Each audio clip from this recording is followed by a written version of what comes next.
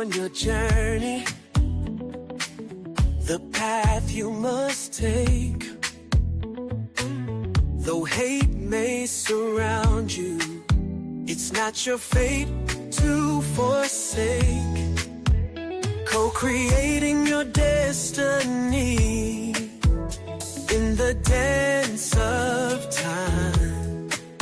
The guiding light within you ignites the sublime. It is the light, the guiding light from the heart and soul. Don't lose control. Let it be the light, shining bright, unlocking potential beyond belief, taking flight. In the depths of your being, the truth resides. Embrace your power, let your spirit rise. With every step forward, you transcend the expanded conscious community we commend. Through trials and triumphs, your soul evolves in the symphony of life, where every note resolves. Listen to the whispers of your inner voice.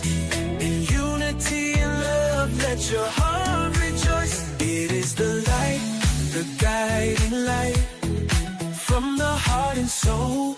Don't lose control. Let it be the light, shining bright, unlocking potential beyond belief, taking flight. It is the light, the guiding light from the heart and soul. Don't lose control. Let it be the light, shining bright, unlocking potential beyond belief, taking flight. As we gather together in this sacred space, embracing transformation with Come on. grace. Life coach Malachi leads the way in Come on. unlocking potential day by day. Wherever you are right now in your seat, move it. Move your body a little bit. Embracing transformation with grace. Come on. Life coach Malachi leads the way. Woo. Unlocking Today potential is day going to be by amazing. day. We're going to learn some new things.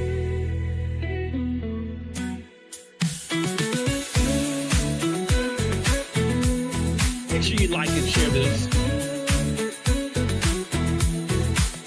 Today we're going to be talking about some things that will change your life.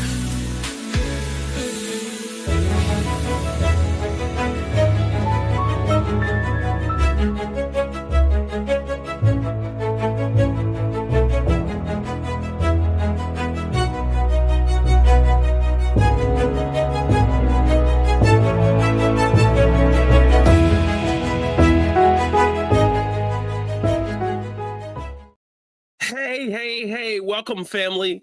Expanded conscious community. Woo, woo, woo, woo, woo, woo. I don't even know. I have one of these buttons that I know it will make some noise. Give you a little clap.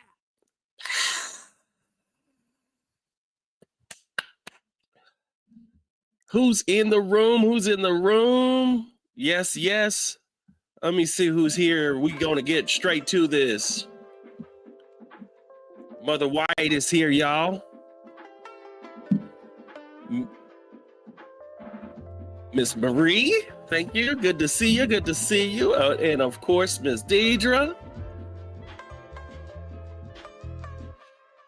Yes.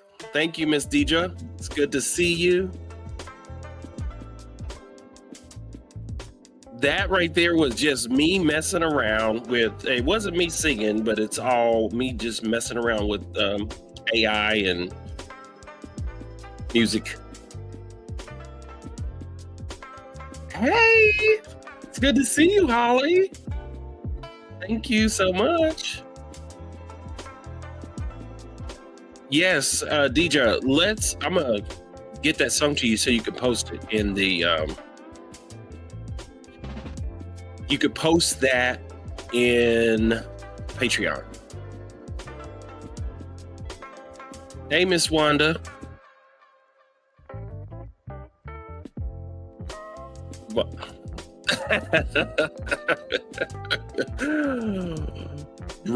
Brian, and his lovely Miss Sharon. You guys are gonna love her. She is on our tip of what we like in this spiritual world. We're gonna have her on. She was just on stage with Taylor Swift and Beyonce. That was amazing. We're gonna hear about that. That's gonna be so freaking cool. Hi, Miss Tia. Let's see. Oh, Rose. Let's connect tomorrow, Miss Rose. LaSonia. Good to see you. I forgot where you were, Miss Sonia. So awesome. As we know, it's going to change. It'll pick up. More people will jump in the room, in the space. I'm going to get right to it because we got a heck of a show today. Oh, man, there's so much going on in this space, in this world. Always. I don't think nothing has really changed, but yet, though, a lot has changed. But today we're gonna dig a little bit into the topic of this evening. And, you know, one of the things that I want you to know today is that you have to just understand your true, honest potential. And today in the expanded consciousness community, beyond belief, right? I want to talk to you about what I call is the Great Black Spiritual Awakening. And I'm focusing in on that because this is considered, as of this moment, I say that with intention, Black History Month. Throughout history, to eliminate history is to forget history, and through the generations, they forget. And then it allows the powers that be to continue to rule. It's almost like this underground, not even underground, it's almost like this innate thing to do.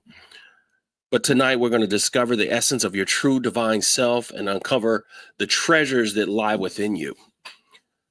For too long, the stories we've been told have been shaped by a language designed by those with an agenda.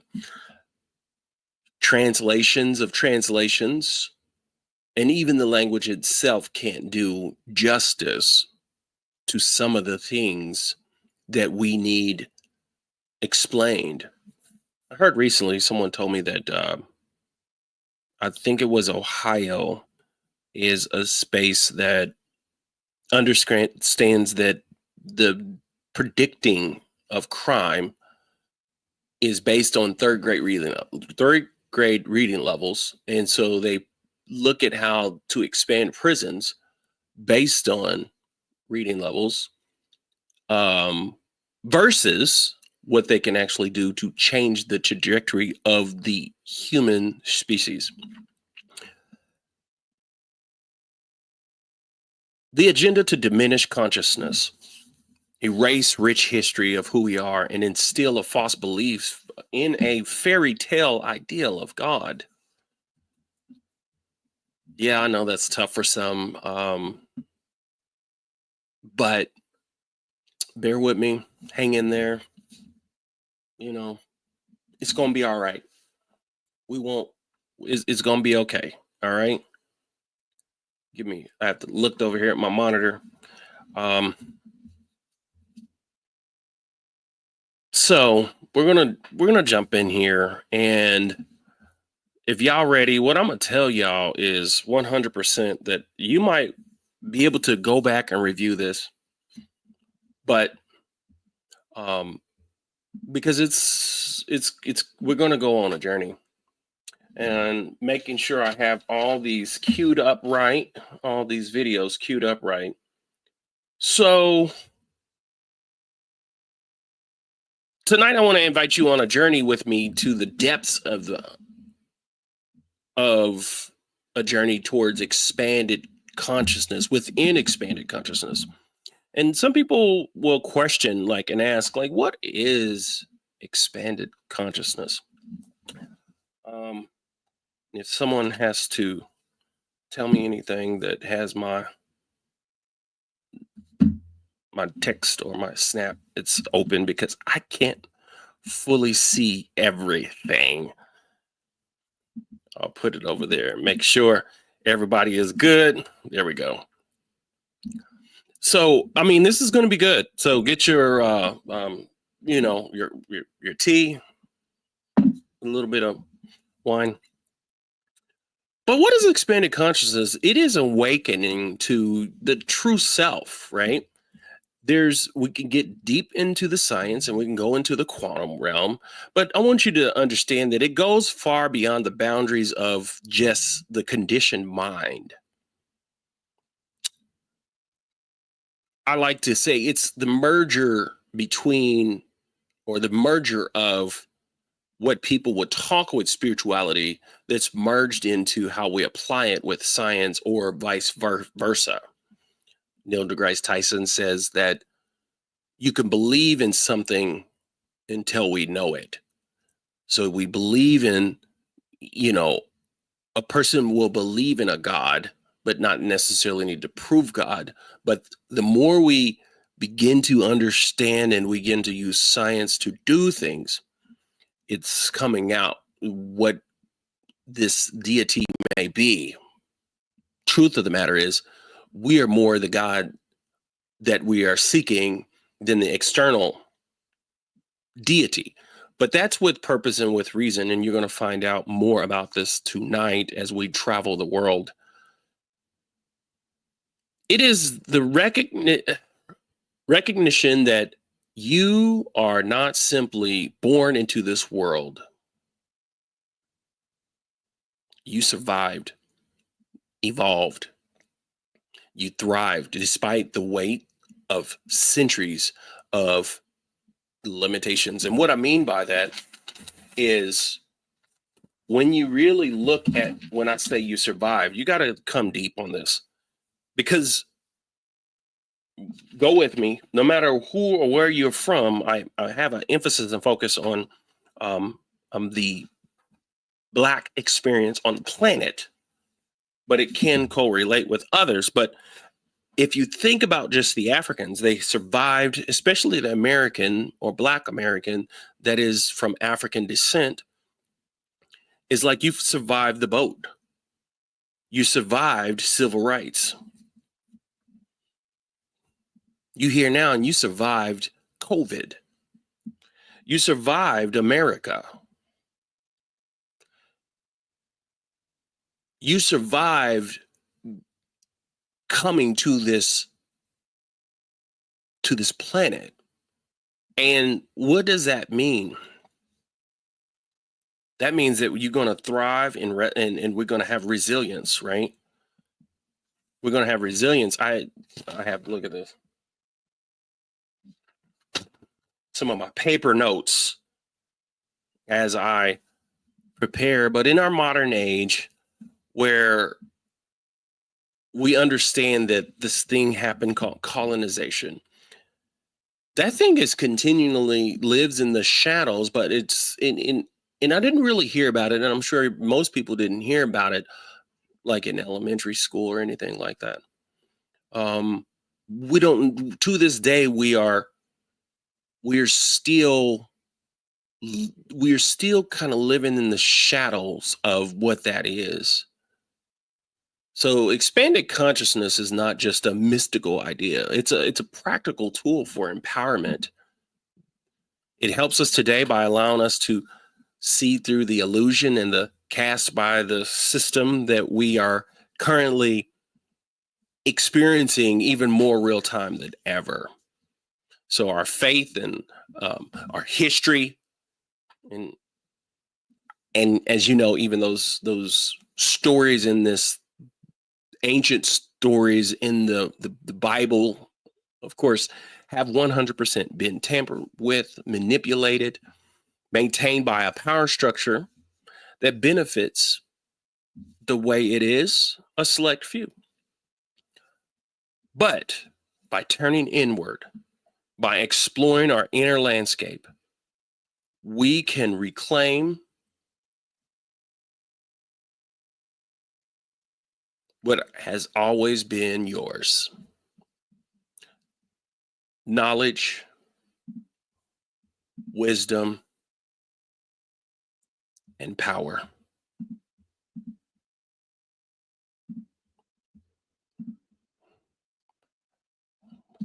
Come with me as we journey here.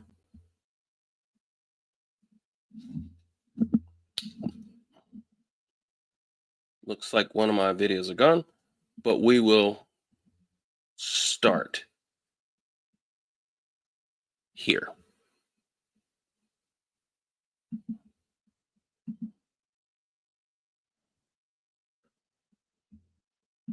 Where we come from, the transatlantic slave, Ndondon. We just want to know all the colonizations that happened in Africa. So take us all the way back and give us the timeline. Ngiyamthanda all the way back ngoba normally masikhuluma nge-colonization ne-slave trade siya to 1400, which is when the Europeans arrived. But they are the last to come with brazen slave trade and brazen colonization. If isifuye emva properly, sifanele sizikhumbuze ukuthi the Greek Empire invaded and colonized Kemet, which Arabs did codename Egypt. So they did capture part of the territory in the north. When the Greek Empire collapsed, that was the first known European empire on earth. We had already been thousands of years on earth. They are the people who arrived yesterday by right. When you say we had already been here thousands of years, what do you mean? I mean Africans as a race are the first race on earth.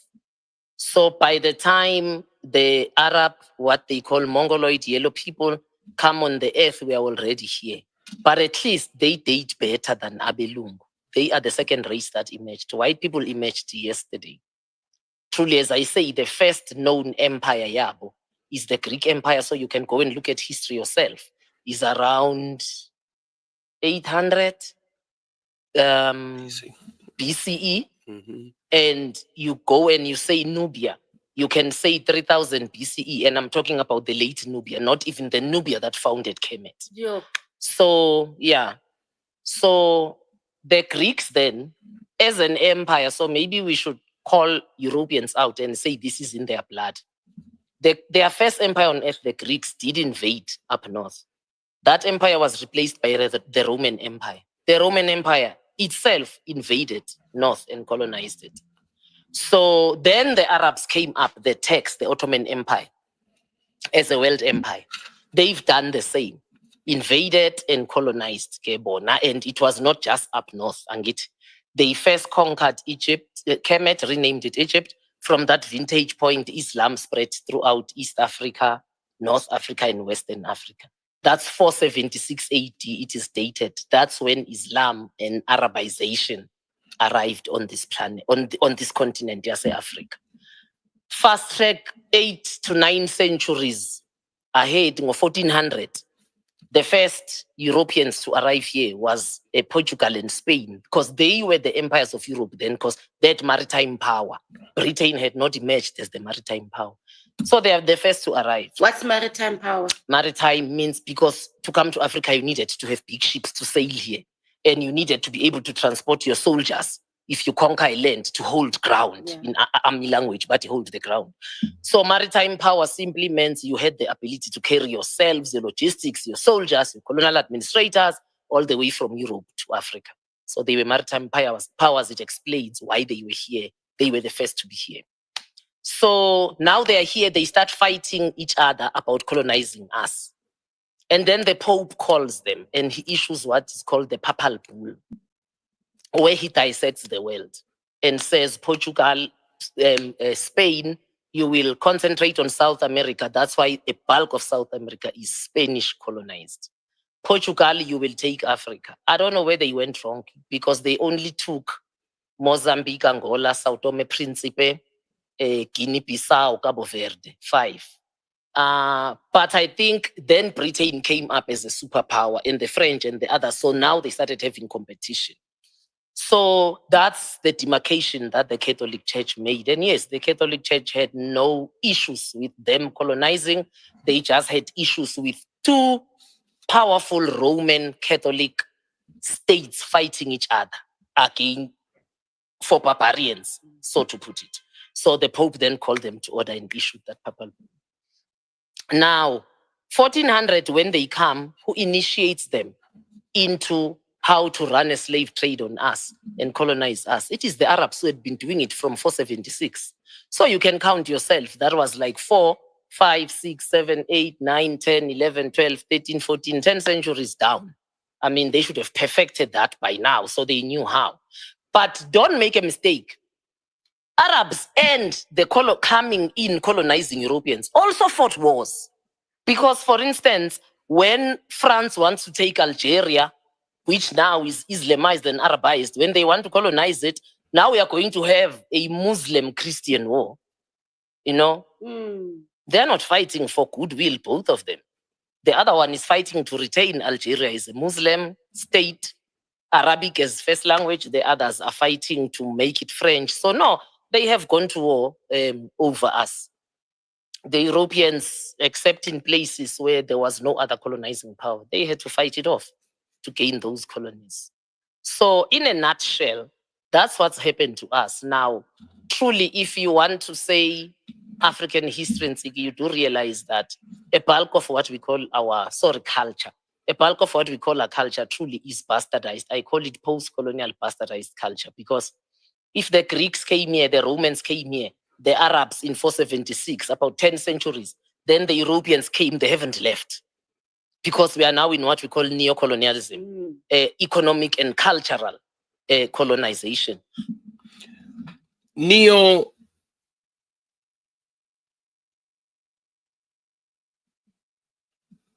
Colonizing. So we need to stop right there for a minute. I see you, Miss Marie, and you're talking about Gaza. The thing I want you to stay focused on is not necessarily what we are experiencing today. I want you to connect to something you probably haven't heard. I want you to connect to an understanding that there's more. I want you to understand that if you understand who you are, knowing who you are, knowing who we are as a species, right? By the end of this talk, coming from a white person, you will hear what they have to say even about these things. But she just mentioned this word. And so I thought it would be important for you to see and hear what that actually means, because it does relate to today. Everything that I'm doing relates to today, but I just want you to have an in-depth understanding, because to know who you are, you have to actually connect to who you are.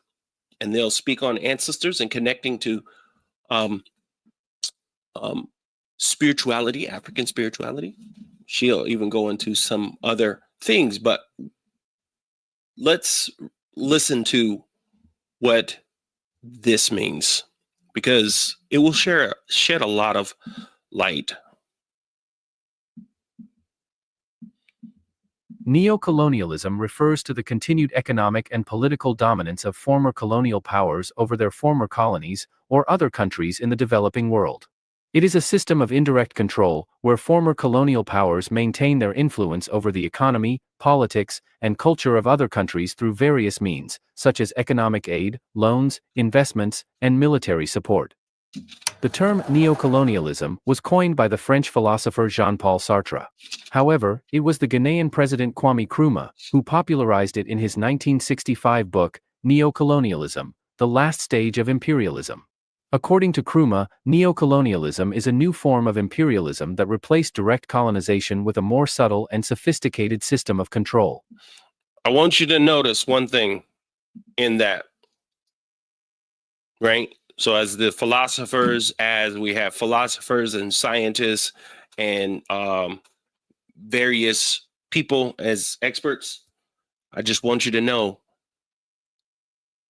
that our contribution in this space, okay?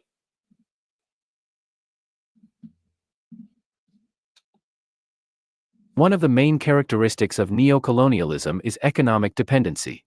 Former colonies are often dependent on their former colonial powers for aid, loans, and investment. This dependence creates a situation where the former colonial powers can dictate the economic policies of these countries, which are often designed to benefit the interests of the former rather than those of the latter. An example of this would be France's control of the franc currency used by 22 other countries. Critics point out that this resulted in African countries channeling more money to France than they receive in aid, and having no sovereignty over their monetary policies. Another characteristic of neocolonialism is the cultural domination of former colonial powers over their former colonies. This cultural domination is often expressed through the widespread use of the former colonial powers' language, religion, and educational systems. That's a bar. Language. You got to get that. Religion. This is a world thing. This is not a U.S. thing. This is a world thing. And educational systems. And educational systems. We're going to come back. We're probably going to take this over to the community. Language, religion, and your educational systems. Yes, we are experiencing it. But the thing is we don't know it and we need to learn it. This dominance can lead to a loss of cultural identity and a feeling of inferiority among the local population. One example is America's cultural domination in the Philippines through American English, consumer goods, and media. Still another characteristic of neocolonialism involves political control through various means. Former colonial powers often have significant influence over the political systems of their former colonies, often through support for political leaders who promote their interests. This can lead to a situation where the interests of the former colonial powers are given priority over the interests of the local population, and where democratic principles are undermined. The U.S.'s invasions of Vietnam and Afghanistan are often considered examples of neocolonial political control. Neocolonialism has significant consequences on the economies, politics, and social structures of the affected nations. Here are three of them. 1. Underdevelopment. Neocolonialism results in economic exploitation of weaker nations by more powerful nations. Multinational corporations from developed countries often exploit the natural resources and cheap labor of developing nations to increase their profits. This prevents the latter from developing their own industries and technologies, resulting in their underdevelopment, impoverishment, and continued economic dependence on developed nations. This is currently happening right now with USAID, Elon Musk, Donald Trump. Elon Musk did not get to have Starlink in his former South Africa. He's using governmental powers along with Donald Trump to end their aid, which helped with AIDS. And it also, they have the land situation, which is not fully true. I'm not here to get you ruffled up in feathers and be like, "Rah!" This stuff has been happening for centuries. For centuries. It's what you can do today, right now. One of the things is at least know what's going on. 2. Debt bondage. Developing nations often rely on loans from developed nations to finance their development projects. However, the conditions attached to these loans often result in debt bondage, where weaker nations become indebted to more powerful nations and are unable to repay their loans. And 3. Environmental degradation. Multinational corporations often engage in environmentally damaging practices in developing nations, resulting in environmental degradation, displacement, and health hazards for the affected communities. To recap, neocolonialism refers to the continued economic and political dominance of former colonial powers over their former colonies or other countries in the developing world. It is a system where former colonial powers have indirect control over the economy, politics, and culture of other countries, through means such as economic aid, loans, investments, and military support. Neocolonialism is characterized by economic dependency, cultural domination, and political control, while its consequences involve underdevelopment, debt bondage, and environmental degradation of developing nations. If you find this video helpful, please give it a thumbs up, follow us on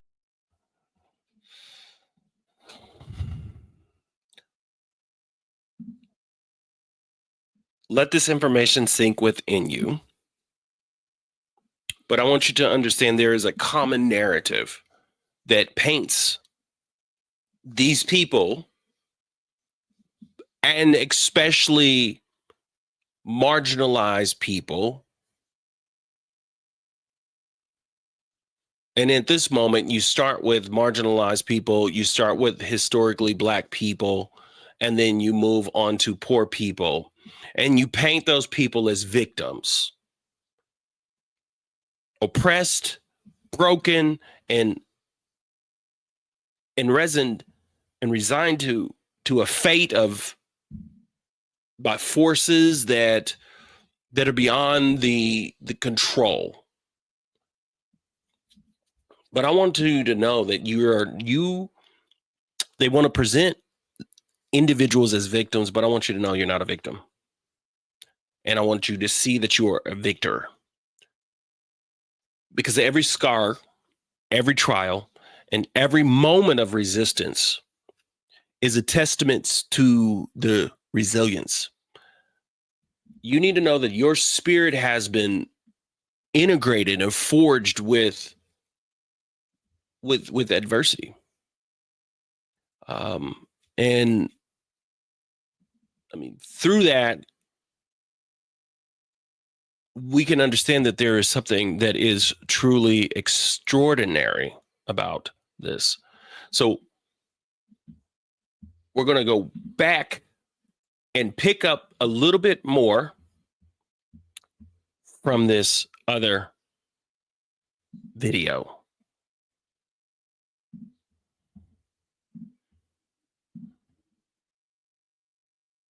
Male and female from Umhlanga.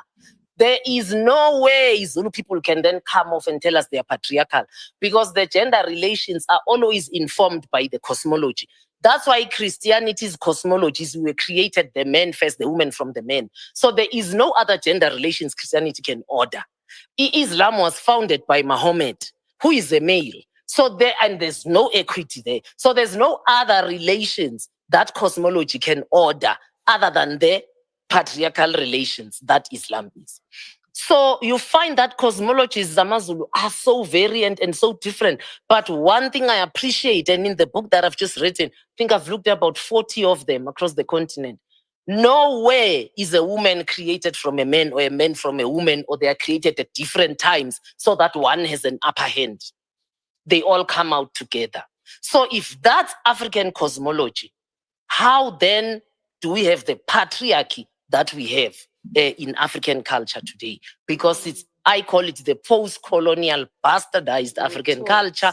Yes, we were taught, and we were taught mainly because of the two religions that came in to conquer and to rule, as in Christianity and Islam. Make sure you heard that. Go back and listen later. Which is why it becomes a problem. It's like I'm talking here, there, and there, because what we are talking about is such an elephant, you know. It's a problem when you can't speak any African language properly. I don't care if you're Tswana speaking and the one you speak properly is Xhosa. It's still an African language. I'm past that now. Just know an African language and know it properly. Because African languages, the trick is in the idioms, izaka, and the trick is in the saying, sizisho. So I always say to Africans, to answer your question, how has colonialism impacted us and our bodies, is that find me isisho in Xhosa, which you speak well. I actually take my cap off for you and your sister, because you speak Xhosa well, but you can speak English well and you can speak the other languages well. That's where we are supposed to be, which is where I am also. I think it's also now. parenting, I mean. Yes. They think that once you go to private schools, whatever, it comes out the nose, and then they let go of their own. Exactly. And it's so important. Now ungazazi izisho nezaga, sayings and idioms, you will go around saying indoda inhloko yekhaya, the man is the head of the house. But give me isaga sesixhosa esitshonjalo, uyasazi? Because akusisaga sesintu leso. Angisazi esizulwini. I don't know it in any other language. That thing is found in the Bible and as a result in the Quran. But actually, even Judaists believe it because they are Old Testament. That's where they end up buying the New Testament. Islam and Christianity is more New Testament based. So we were taught that. But if you don't know your language properly, or you're not a person who reflects, but why is ingekho izisho that promote the man as the head and the woman as a servant or as a subject? It will not be there because it truly was not a culture. That's why I said last week, we are the only race, when you put the three races here, that in BCE already, before the Common Era or before Christ, as Christians say, already had women in the public space, and not just as workers, but as leaders in the public space. So colonialism has affected us, one, in that way, where we have gone and said the bodies of women cannot be seen. But the only body that was covered pre-colonial is the body of a married woman. And people say, hi, because it's the body of the husband. No, rubbish. Because we understood that the body has changed form. So that woman herself is not comfortable showing that body. They want it covered. They can show the legs, or here, they don't want to show that body too. You know, they are just like, I'm okay covered. I had my time of my body not covered. Because you've given birth and everything. Yes. Now we've gone and we said bodies must be covered. You know, 11-year-old, a 12-year-old cannot have a body that is out because it's enticing to men, or you're behaving like a prostitute. But which African culture clothed a 12-year-old? Truly, from head to the ankle, aiko. You celebrated. What I want you to get is that as she's discussing, I will make sure that video is posted in the Patreon. Brilliant lady who served as an admiral in the South African Navy. What I want you to get, I truly want you to know and understand, as she's talking about these things, how does it make you feel? Because I think most of us would probably have a feeling of like, wow, that makes sense. Wow, I resonate with her words. And yet you may not have heard it before. Is there anyone out there? Reason why I say that is because things can resonate with you. They can resonate. And you never heard it before. And sometimes we'll call it learning. But the thing is you came here knowing something.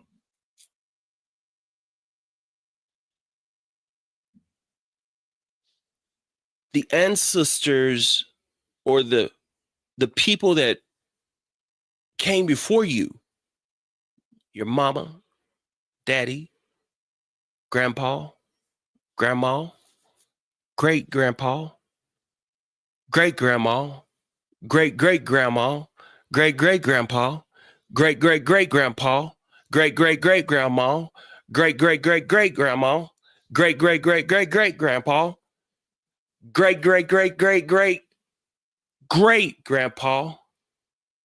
Come on. When does it get lost on who you are? It's easy when that history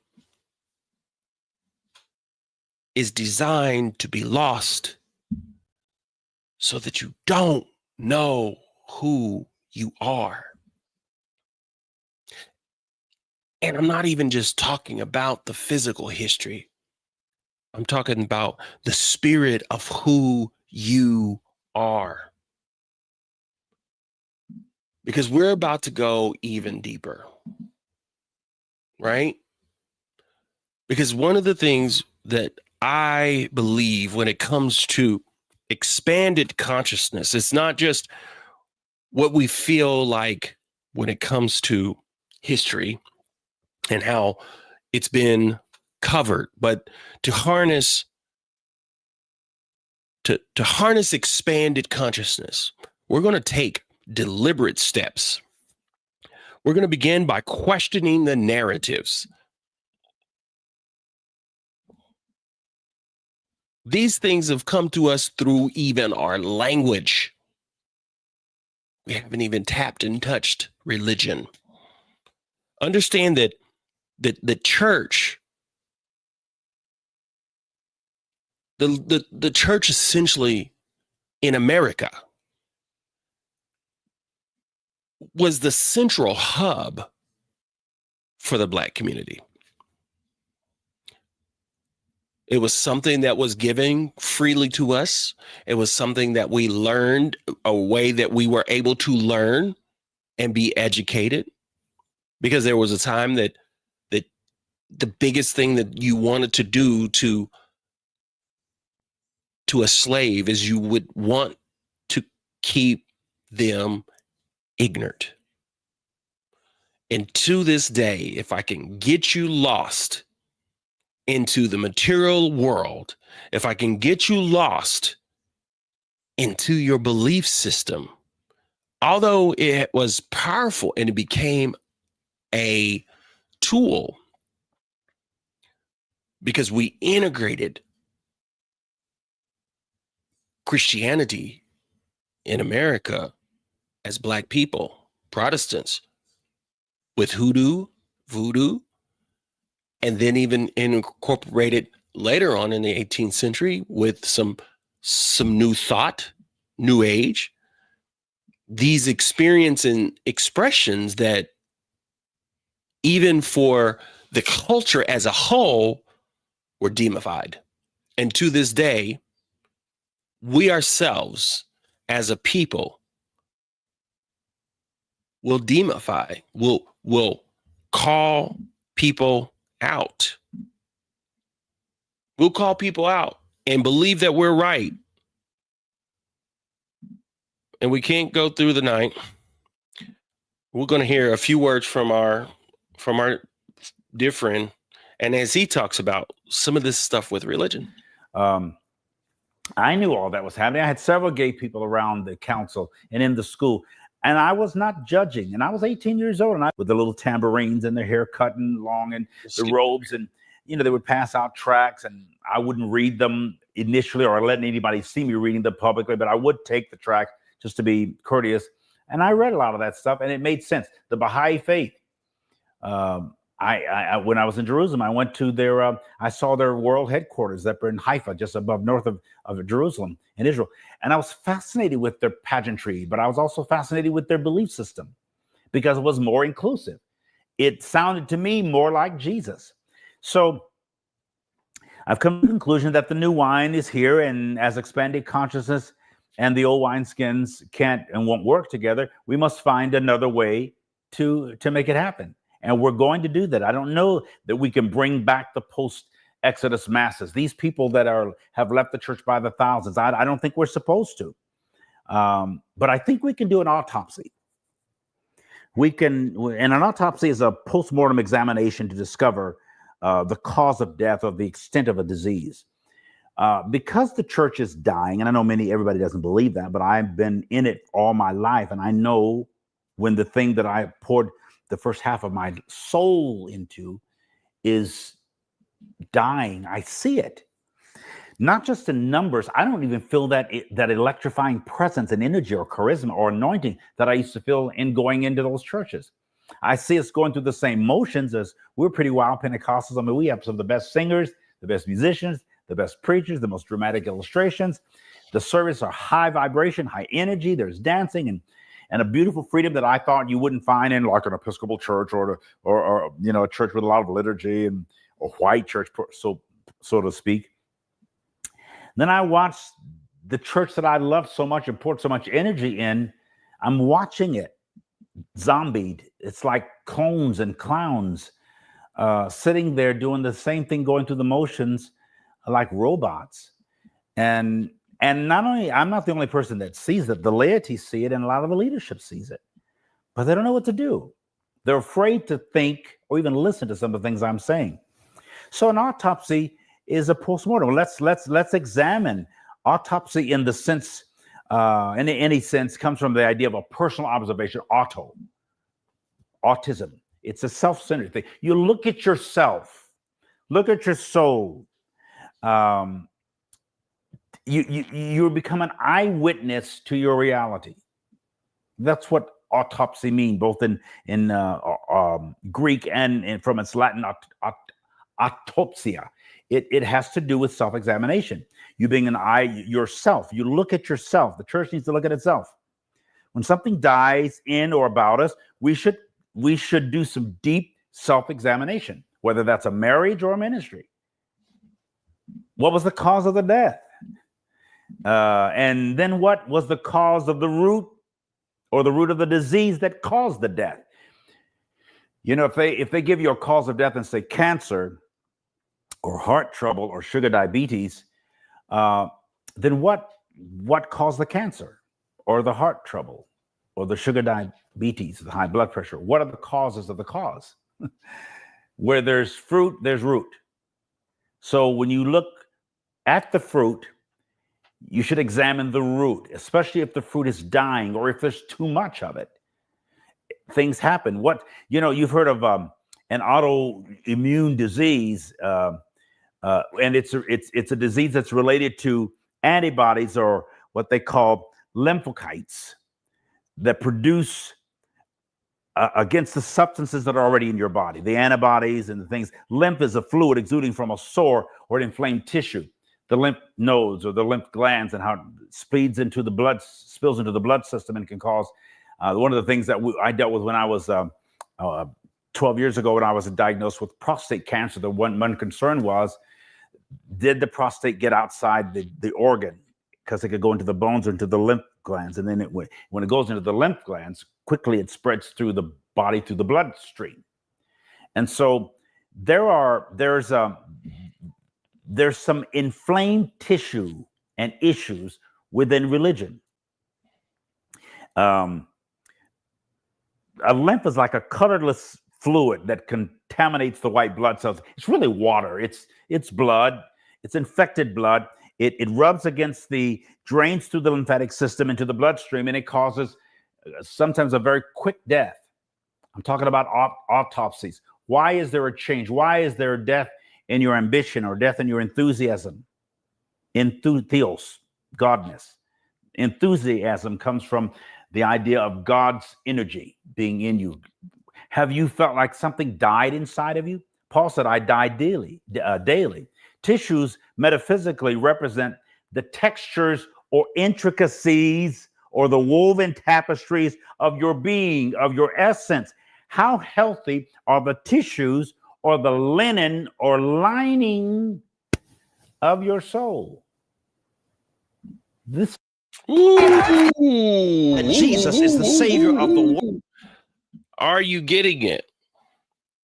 One of the things that I want you to get what he said was, he talked about how basically, he said religion and how religion has infected parts of who you are. this religion is also infected, the root of the root. This religion is also infected with colonization. And you don't need to just re-examine or question what you believe, because you don't have to re-examine what you believe because it's the cool thing to do. I know many of us may experience something in life, and it's causing us to question. When you go to a church and you feel like something's off and you feel like something's not changing. The Black community had the Black church, and it was a beacon of hope and a driving force behind social and political change. Malcolm X, Islam, who ends up having a problem with Muhammad or Elijah Muhammad. And all along, most people don't talk about some of the issues that Martin Luther King Jr. had, but yet though the church was yet the revered institution which shaped and sometimes shackled the ideologies that seek to control us. The church, it gave you a place to a stage, a place to dance and sing and expression, but for not letting us confine our spiritual powers solely just to those rituals.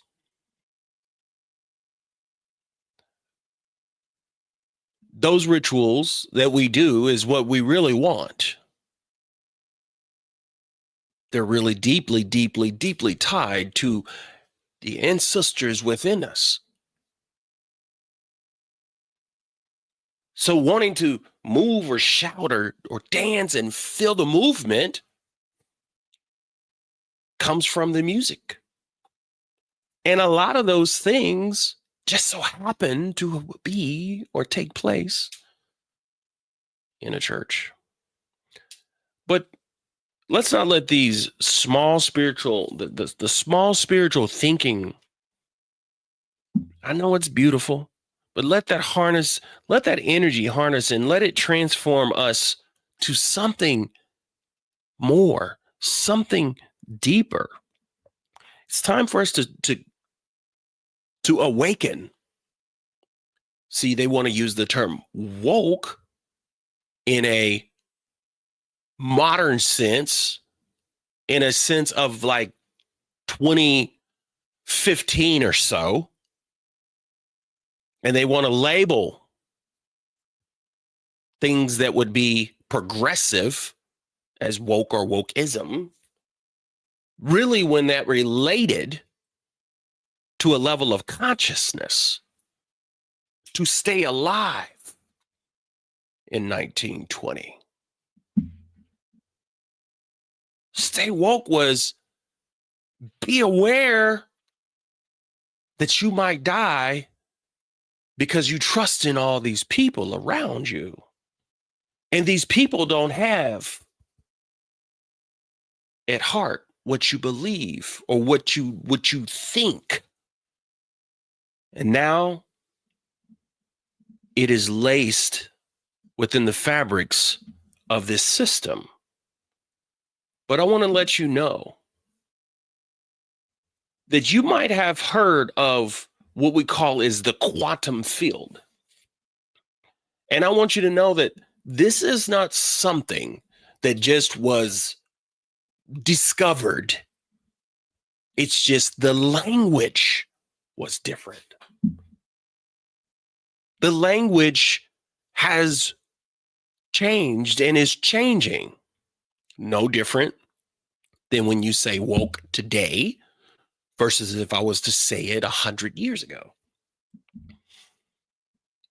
But it's a way that you can use history that's been locked and stored inside who you are. And they use the same language that's locked and stored inside people. Follow me. Think about it. Diversity, inclusion, and equity, or diversity, equity, and inclusion, DEI, serves the people within organizations to think outside the box about the differences of individual people and how organizations, businesses, and corporations can accommodate by having a organized system that thinks about how we are implementing these things into our society. It can't go away. It's not going to go away. You're just going to have to change the name because they took language and they perverted the language yet again. Because the thing about it is it does not benefit Black people. That would be the last thing on the list. It provided with the understanding and the questions. It will function kind of like a union and said, what if we provide a space for women to go breastfeed their babies while they are at work? What about that person in the military that doesn't always get that opportunity because of some issue they may have? The very vice president that you see today benefited off of DEI.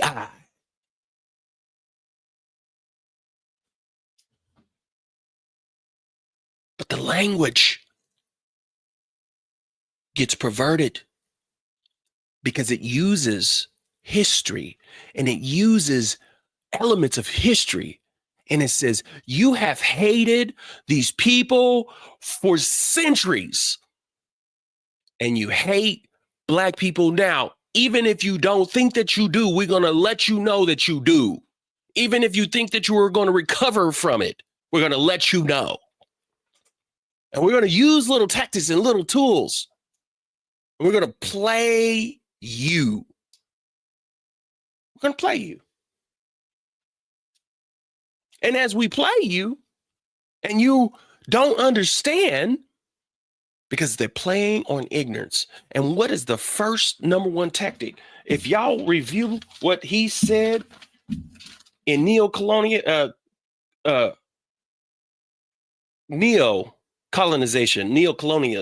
what you use is education, religion, right? What was the last one?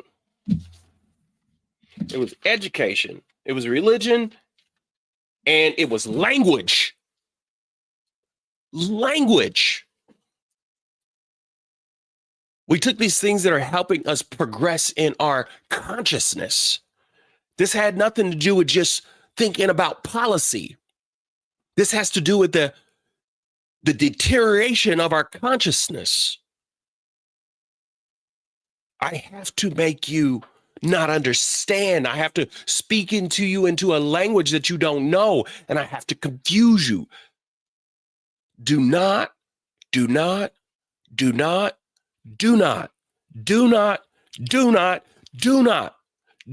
take the bait. Do not take the bait.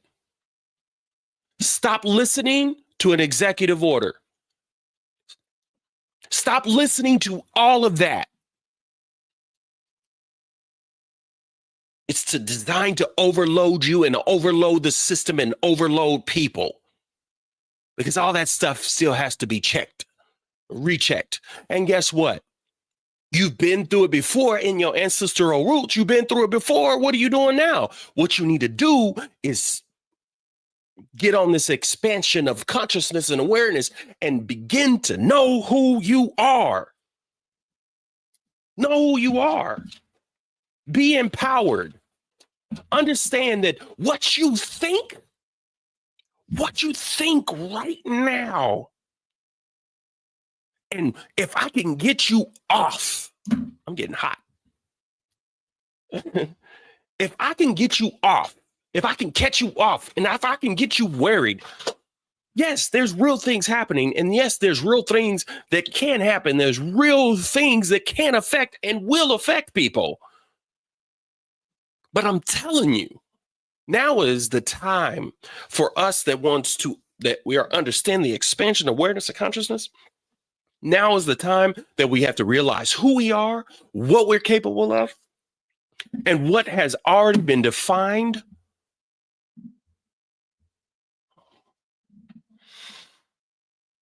Oh, listen. We're going to listen to, we hear other people, we hear a lot of different people talk about these things, but it's Black History Month, and I feel obligated, if you will, to bring to you things that come from people that look like you.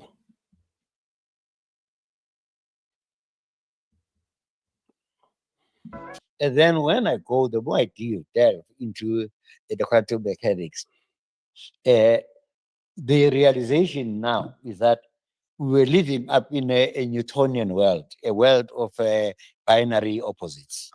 Good, bad, white, duality. White, black, the kind of a duality, rather than dealing in a wave particle in a duality.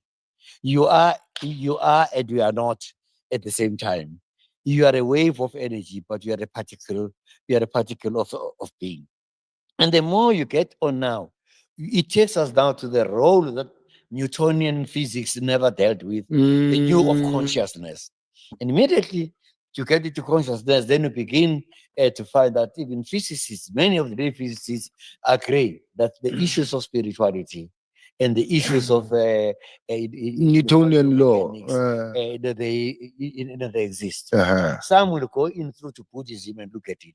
Some will go even to India and actually look at it. We can go to the Dogon people of therefore I believe that there's been one original cosmology, and that original cosmology was in Africa. Cosmology.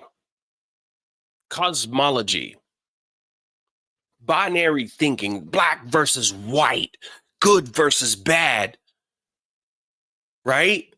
I'm going to take this and I'm going to do that. I'm going to cause disruption and chaos. We've already been living in disruption and chaos. There are elements of Donald Trump that is what has been birthed through American history and Earth history that has come to a point of realization. This moment was here before it was here. You're just living it.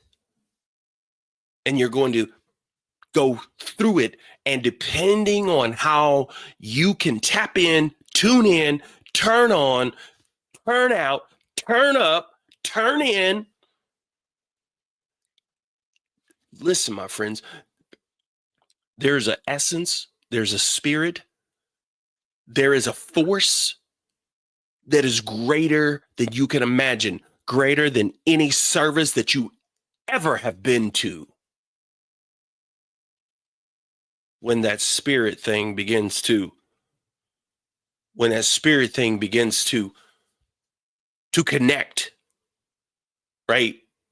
Connecting to yourself. And when you connect to yourself, you got to understand that your ancestral self, there's up to 14 generations still within you. DNA, right? Your face and your hands and your voice and they talk about the dis-ease that comes with it, right? What about the good things that come with it, right? There's things that go beyond when you really get into the expansion of the awareness of consciousness, we may lean to, or we may realize and get clarity when we understand, especially from the Afrocentric, which is different than Pan-Africanism, right? The development of the modern world, a lot of the information that has been either destroyed or not carried on.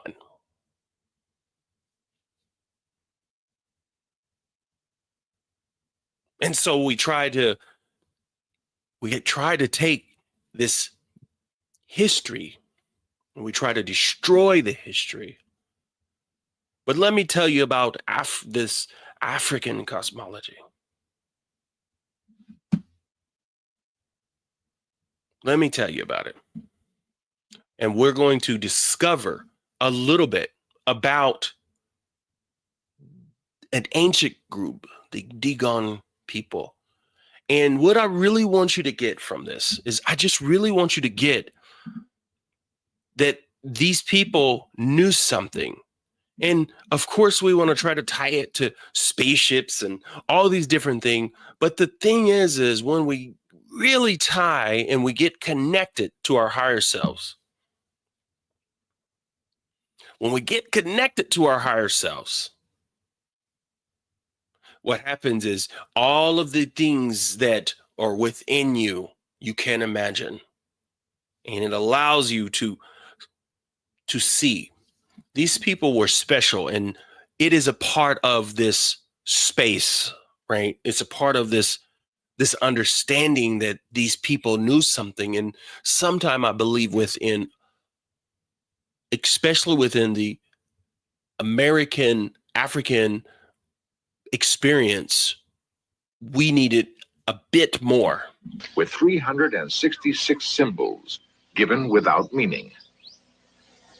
The Dogon were charged with interpreting them and preserving the information for future generations. The symbols reveal an astonishing scope of astronomical knowledge, an infinite number of stars and spiraling worlds.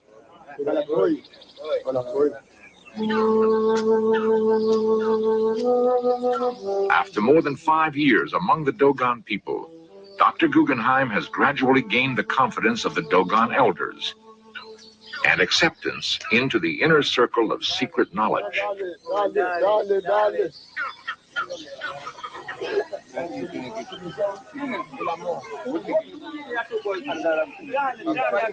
The Dogon believe the universe was born in a vast explosion, and as it opened up, everything that we know about and everything that the Dogon know about in the world came pouring out, and nothing was left except a shell. This empty shell became the star that they call the Pontolo, and that we call Sirius B.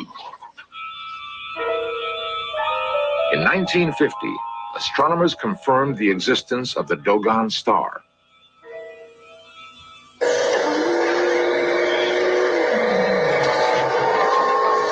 At the United States Naval Observatory, Washington, D.C., Chief Astronomer Dr. Irving Lindenblad devoted years to the search for the dark star. The Sirius system is a very interesting challenge observationally because it is very difficult to observe a star 10 seconds from such a bright object as Sirius A.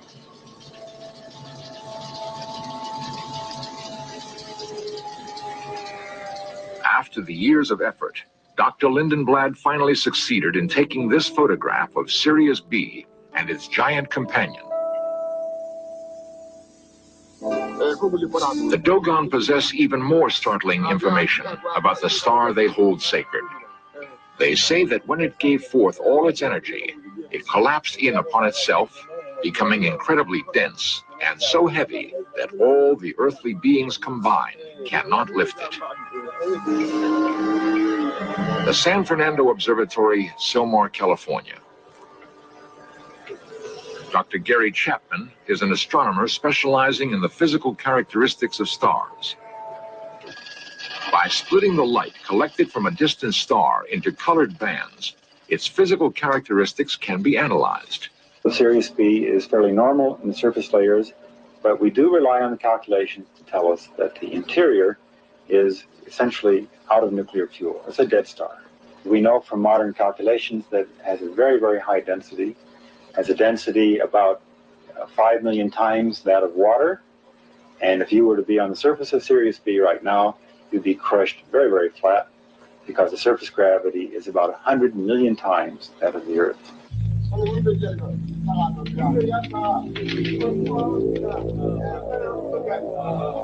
The symbol is explained. The knowledge preserved in rituals through the centuries has been confirmed. Beyond the Dogon knowledge of the dark star, the symbols reveal more information about the celestial universe. They correctly place the Earth and our solar system within the Milky Way, and state correctly that the massive cluster of stars is far more distant than the planets. The understanding of astronomical movements led the Dogon to investigate the human anatomy. They discovered the circulation of blood in the body long before it was discovered by the English physician William Harvey in the 17th century. These symbols and the knowledge they hold are the legacy of the mysterious pneumos, the messengers from the dark star. Many cultures claim their knowledge was given them by godlike beings descended from the heavens. But the Dogons insist their gods descended from one star in particular, which they're able to identify and describe in detail.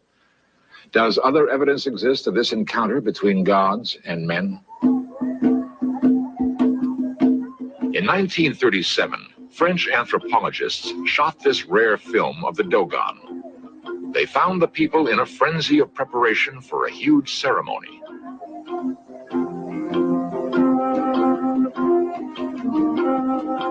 The scientists were told the funeral of an important man would soon take place.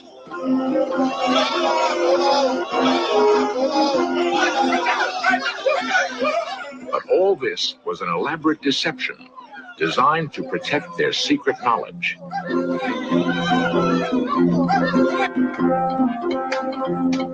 The anthropologists counted themselves fortunate to have the opportunity to observe the making of ritual masks representing the panoply of Dogon spirits. It would be years before the scientists would understand their true meaning.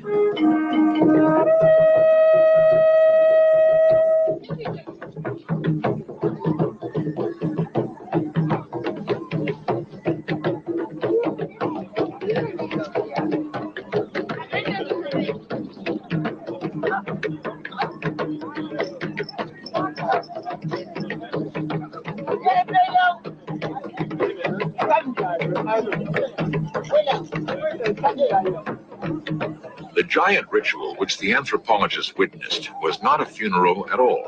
It was the Sigi, occurring every 60 years.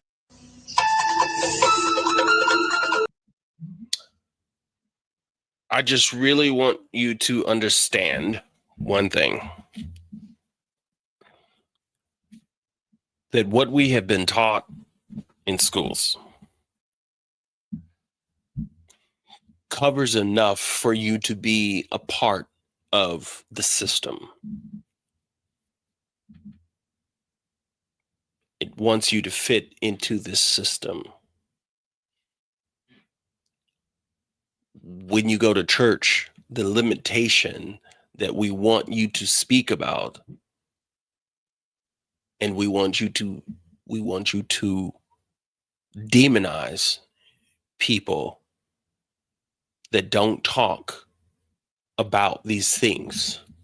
Because the thing is when we expand our consciousness and expand our awareness, the biggest fear that they had when it came to especially Black people in organized places like a church was that we need to give you a slave Bible because it limits you with your understanding of what people would do when they rise up against people that are enslaving.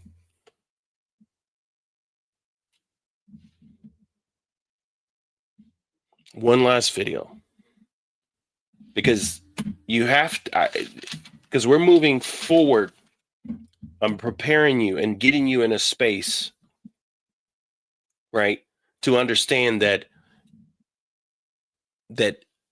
there is more. And as you learn your history and you learn what's going on, I wouldn't be able to really dial in and start feeling and connecting the dots.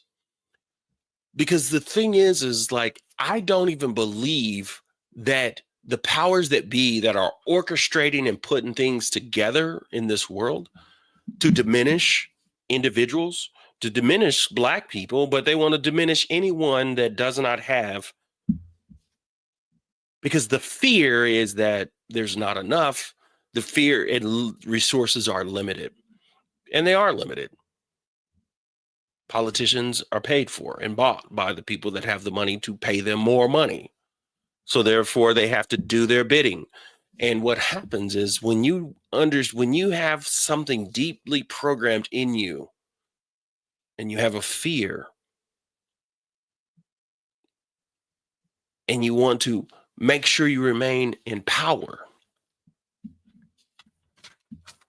I know people are probably leaving me, but I got one last one that I'm going to actually put on you to give to leave you with some level, because that last video was designed to just show you some history, right? Some history of a people that was doing studies of the blood, doing studies of the cosmos, and they did it way earlier before, and then they got it right. Scientists caught up with them. So I want to give you things that the scientists are trying to catch up to. But when we start tapping in and tuning in, we can move from meditating for our balance and meditating for our heart and meditating for just to be to feel good. We want to move into a meditation and move into breath work that is going to tap us in, tune us into our higher self, tap us in and tune us into something beyond what we can imagine. And we're going to sum this up. Oh, okay. I think I messed up one of those. I showed the wrong piece, but I guess it worked out. This one here. This is this is not for everybody on what he's going to say, but it's important for us. So that starts at 2:27:30. Yeah, I made marks. All right, listen to this. Who was saying something much more extreme, much more outrageous, frankly. He objected to religion because it made people weak. He's talking about Nietzsche. And, you know, as a scholar of religion, I'm like, yeah, that's true. That's true. That happens, you know? So I was like, oh, he's one of us, you know? But he's like this really extreme version of us that's in which you can kind of see yourself in a new way, I think. Yeah, and what I like also is, of course, your book goes all over the place, right? Like back, you go to Egypt, and then you trace sort of the whole notion of the superhuman or the transhuman, and within sort of the fringe of religious traditions, right? So you name, for instance, Hermeticism and Gnosticism.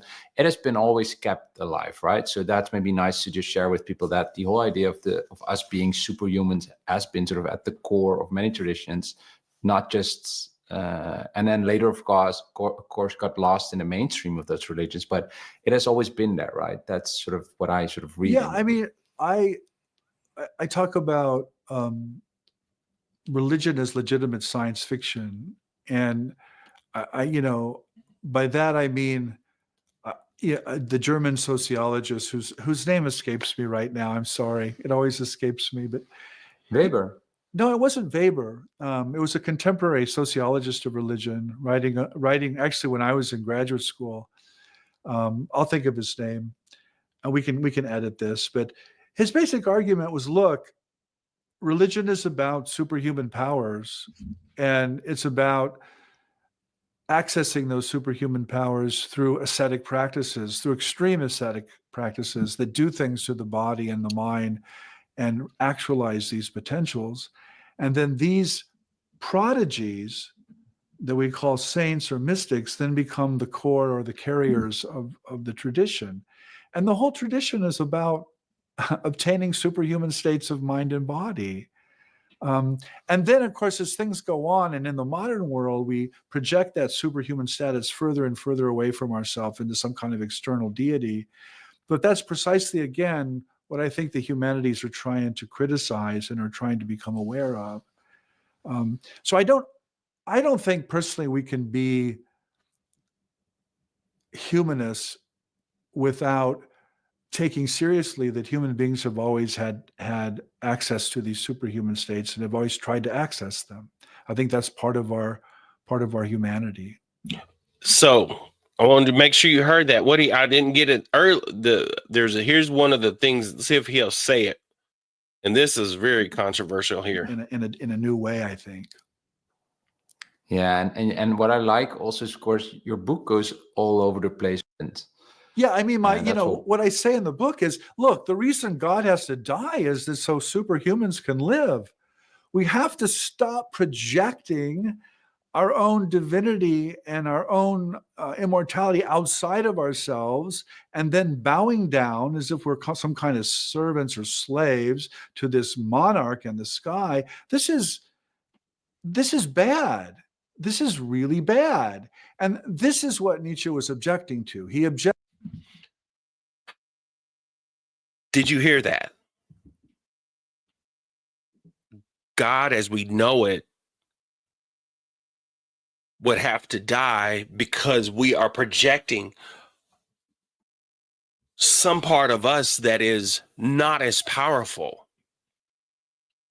In AA, they say you're not powerful, you're not able to fight this yourself, and it's a ploy, and it works. But the thing is like when you project and you say, I'm not powerful, I'm not able to do it, you're still using yourself, you're still using your mind, you're still using yourself to project this image that you call a deity, that's God, that's still coming from you. And you say that right there is helping me do it, but it's still you.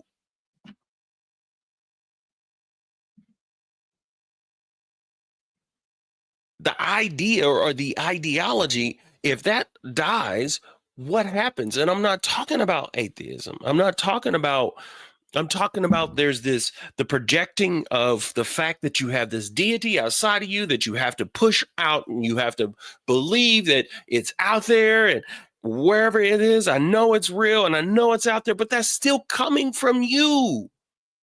It's your consciousness tuning into a greater, higher consciousness.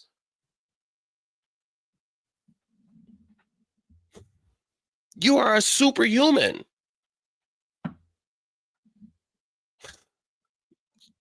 We haven't gotten there. So check this out. We're going to fast forward to this last piece. 108. Right? There's something that is really, really beautiful.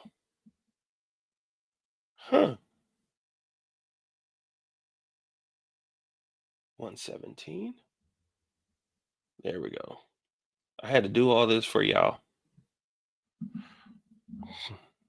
And in religion studies, that sort of really, that's also one of your points, sort of how sort of comparative studies of religion, we just don't do that in a sort of metaphysical sense, that we just try to see, hey, maybe there's truth here among these different traditions, and how could they sort of be combined? And instead, we see them all as cultural constructions in a certain talking about different cultural, historical context, right? Well, I don't know how much Foucault really thought about world religions, or how much he knew about them. Certainly ancient Greece and ancient Christianity. But certainly the study of religion at least as I was trained in it and as it's existed in the last 30 years, has been very much about what I call the horizontal. You look at religion as a function or a part of society and how it shapes people and how the self is located in a particular social network. You never talk about the vertical. You never talk about transcendence or revelation. There can be no such thing. All that revelation or transcendence means is a representation in this social system that exists on a flat two-dimensional plane, as it were. And this third dimension of up, just don't talk about it. It doesn't exist. And I don't think intellectuals will say it doesn't exist, but they certainly won't talk about it in a way that I think we should be talking about it. I was thinking there is sort of this interesting stick you can use nowadays. I mean, it's all about sort of being inclusive and diversity. And if you would apply that to metaphysics or ontology, then I mean, we have to be much more inclusive of other traditions and their ontology in trying to understand. Well, this is the argument. Yeah. This is the argument, Hans, I make in the book, right? I talk about decolonizing reality, and I'm like, look, you can't pretend you're being diverse and then turn everybody into a good Marxist. That you can't pretend that it's just a flat social plane, because that's your metaphysics. That's European Marxist criticism from the 19th and 20th century.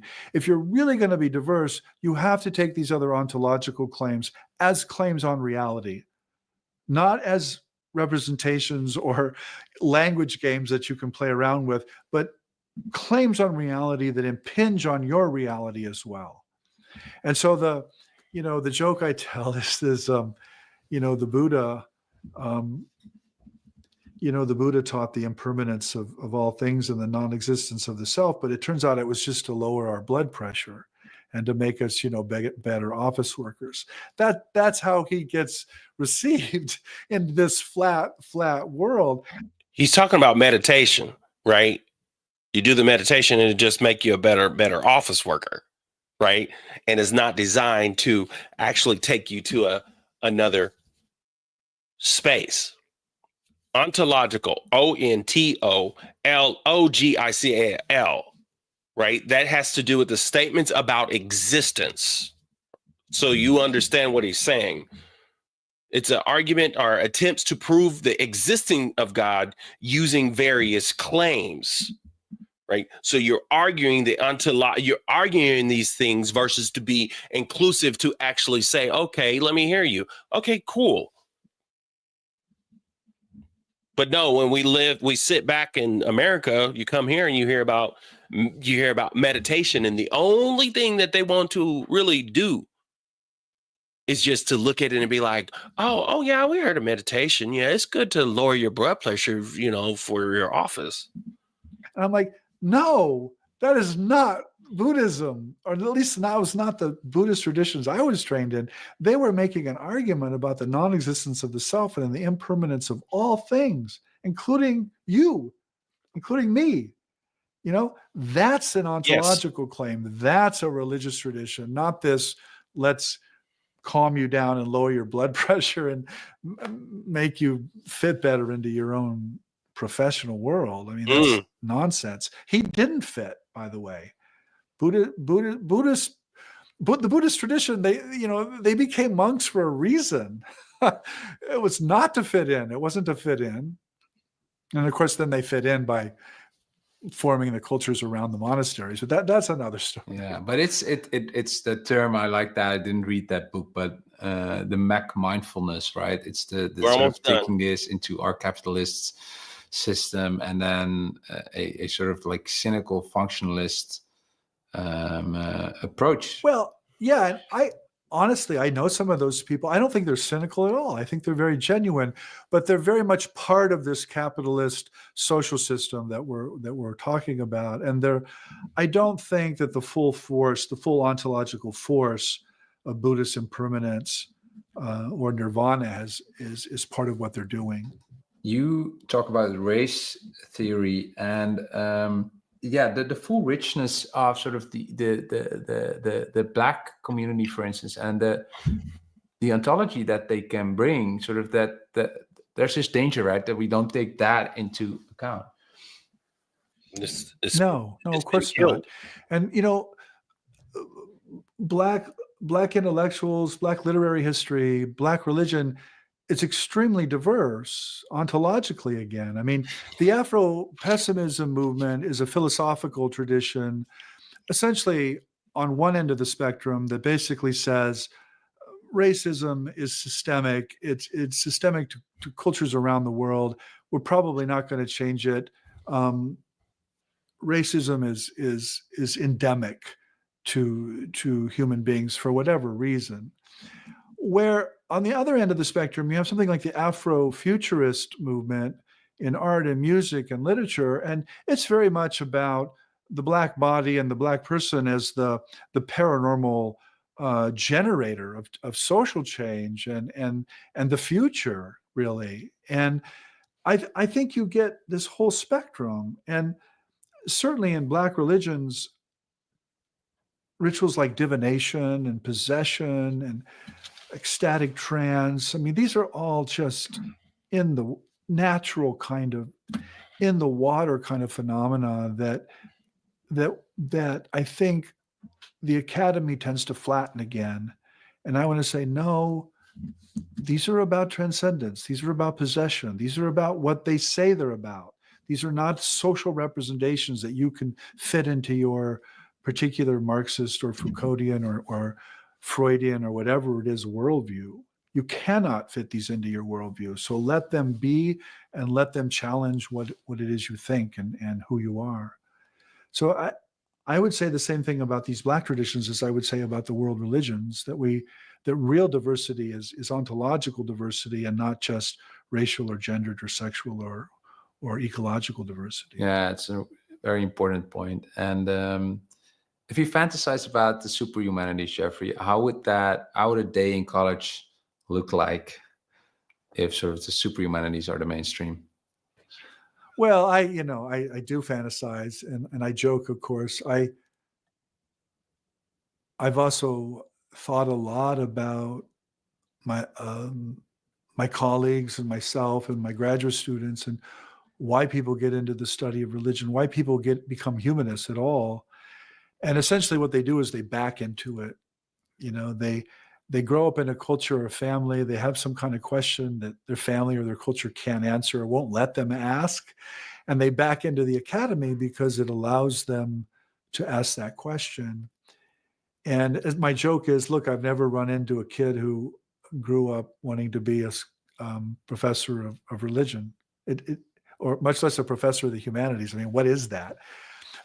But if we call the humanities the superhumanities, I can imagine a lot of kids wanting to grow up and be superhumans. I mean, I don't know Europe at all, but we just had Halloween here in the States, and every other kid was dressed as a superhuman. I mean, it was like crazy.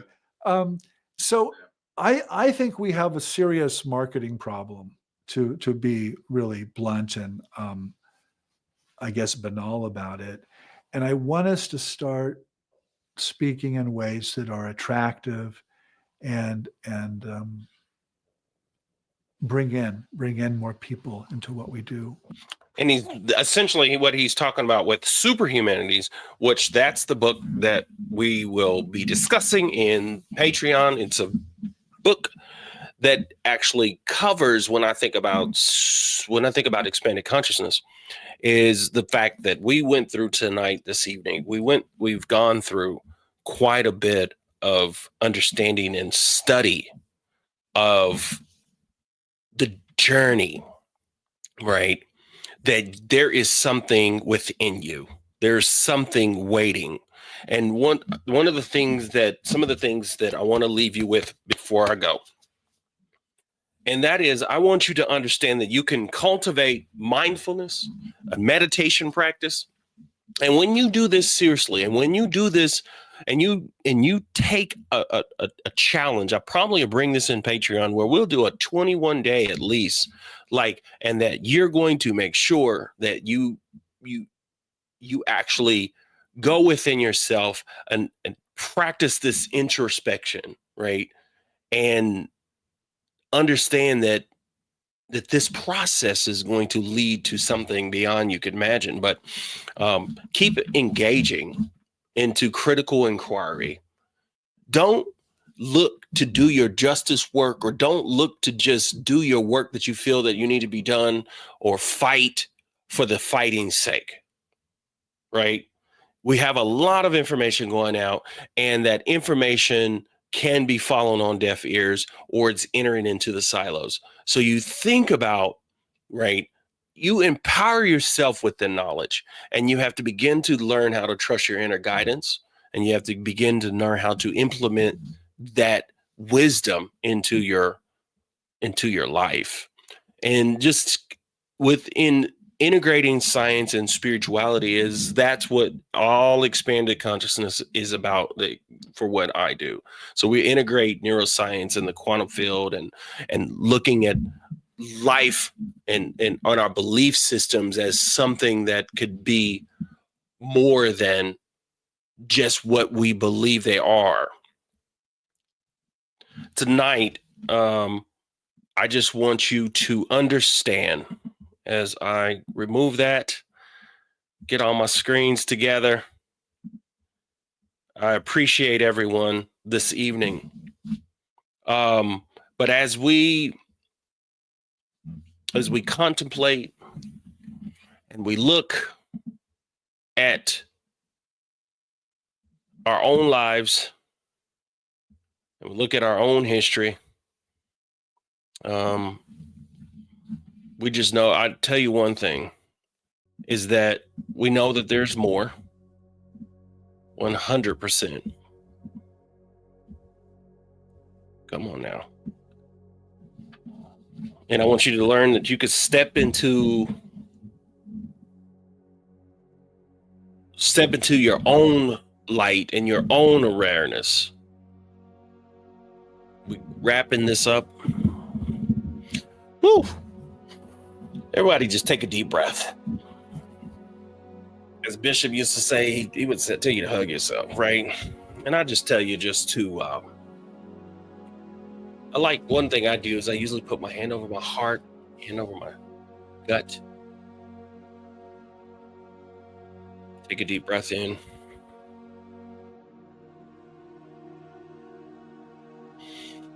Just take deep breaths and recognize that the expanded consciousness is both the journey within, and it is collective amongst all those around us. Transformation begins within each and every one. And this ripples out to the world.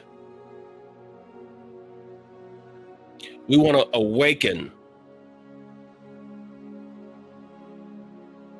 our superhumanities.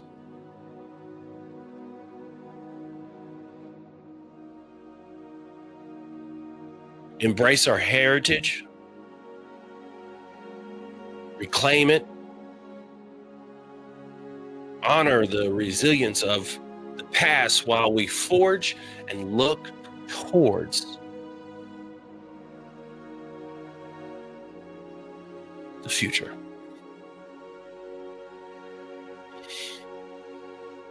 You are more than the experiences.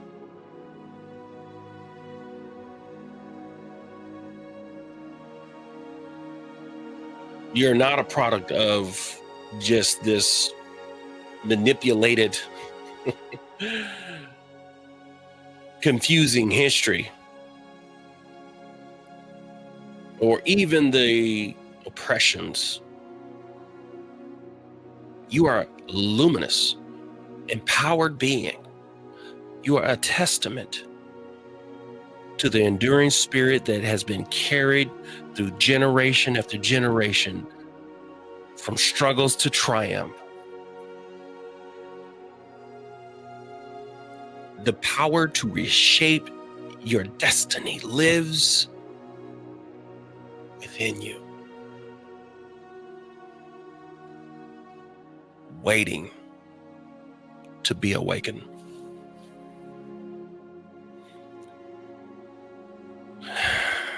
May this journey, may this story, may this talk, may this inspire you to seek to go deeper in understanding. May you question boldly. May you embrace the full spectrum of your unlocked potential.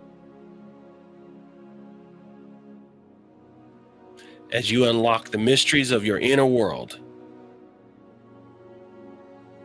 just know that you are co-creating the future,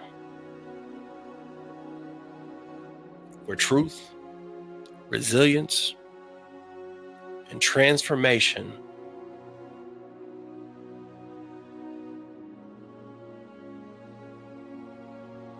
happens.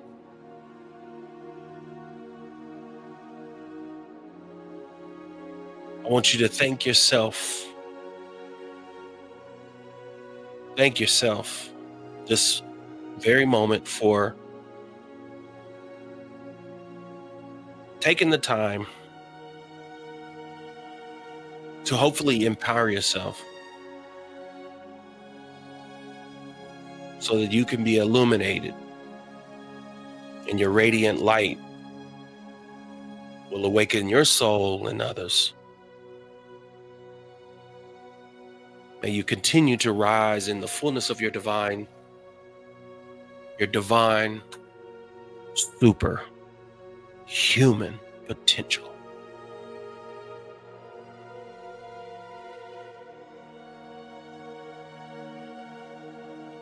The world needs the divine, authentic self. Needs the full you to awaken and to arise.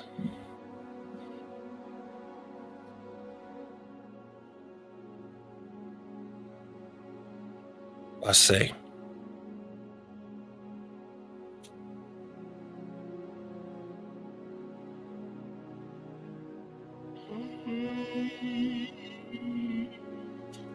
yes, yes, yes, yes, yes, yes, yes.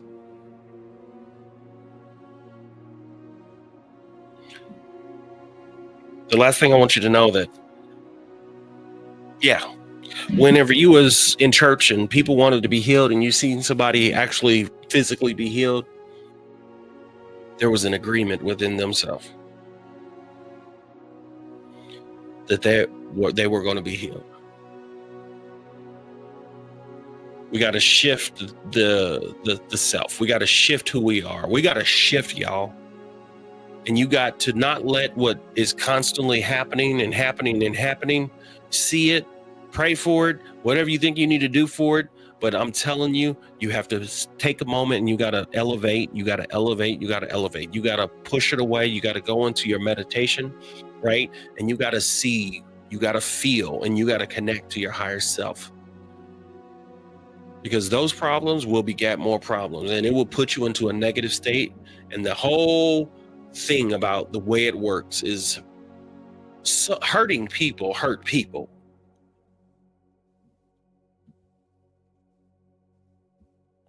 Hurting people hurt people. Okay? Much love, much love. I appreciate you guys this evening. We're going to go ahead and end with this here because I love it. I can't believe it, worked out so well.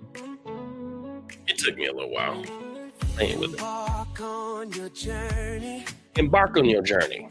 The path you must take. The path you must take. Though hate may surround you. Hate? It'll surround you. Your fate to forsake. Co-creating your destiny. In the dance of time. The guiding light within you ignites the sublime. It is the light, the guiding light from your heart and soul. Don't lose control. Let it be the light shining shining bright, unlocking potential beyond belief, taking flight. In the depths of your being, the truth resides.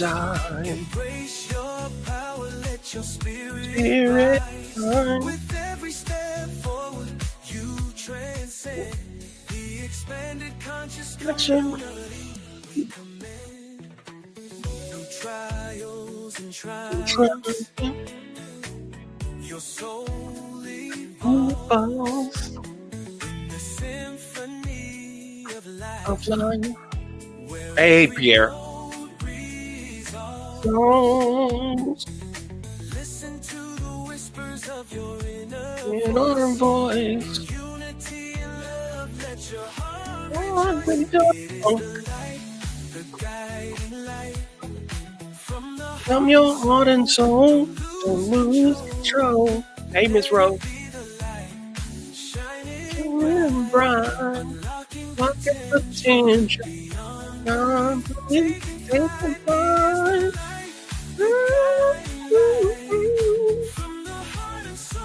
Don't lose control. Come on. Show. As we gather together in this sacred space, embracing transformation with grace. Life coach Malachi leads the way in unlocking potential day by day.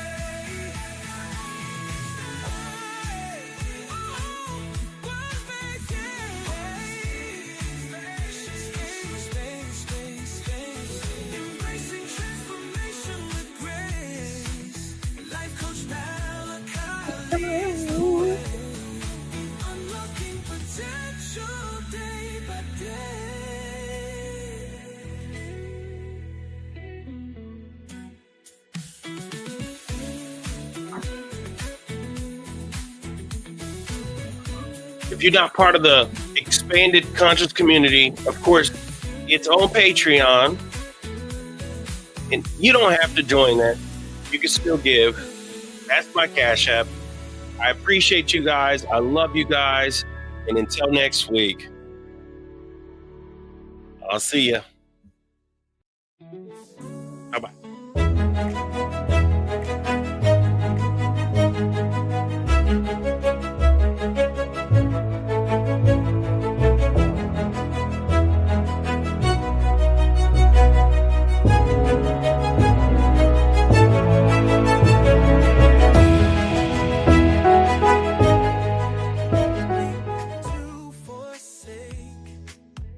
Co-creating your destiny in the dance of time. The guiding light within you ignites the sublime. It is the light, the guiding light from the heart and soul. Don't lose control.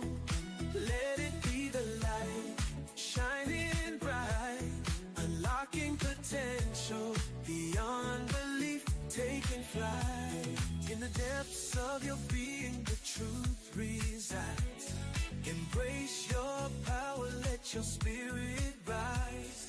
With every step forward, you transcend the expanded conscious community. We commend through trials and triumphs. Your soul evolves in the symphony of life, where every note resolves. Listen to the whispers of your inner voice. In unity and love, let your heart rejoice. It is the light, the guiding light from the heart and soul. Don't lose control. Let it be the light shining bright, unlocking potential beyond belief, taking flight. It is the light, the guiding light from the heart and soul. Don't lose control. Let it be the light